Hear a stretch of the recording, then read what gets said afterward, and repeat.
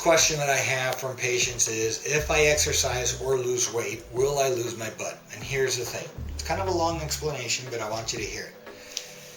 Your body can make a brand new fat cell at 2 periods in your life. Number 1 is when you were a tiny little baby, not even born yet, and you were in your mother's womb in the 3rd trimester.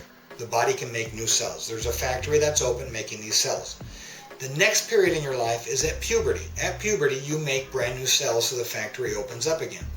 But after puberty, that factory closes, so you can no longer make a new cell.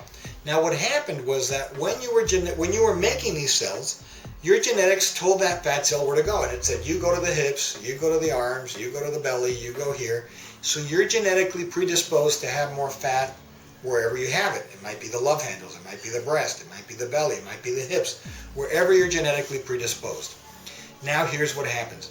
Because that factory is closed, the fat cell factory, when you gain or lose weight, that fat cell is not disappearing and coming back, but rather it's getting smaller and it's getting bigger.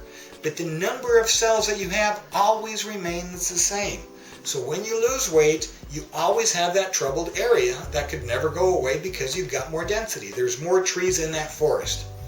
When I liposuction, I'm tearing down those trees. Those trees are gone. That cell is gone. And it can't be reborn because the factory is closed unless you get morbidly obese, which ain't happening.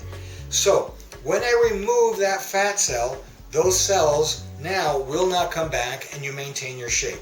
But guess what? I just took cells and I put them in your buttock. If I can get those fat cells to live, and it takes 3 to 6 months, it's like transplanting a tree from the backyard to the front yard. If I can get that fat cell to live, then it should live there for however long it was genetically destined to live.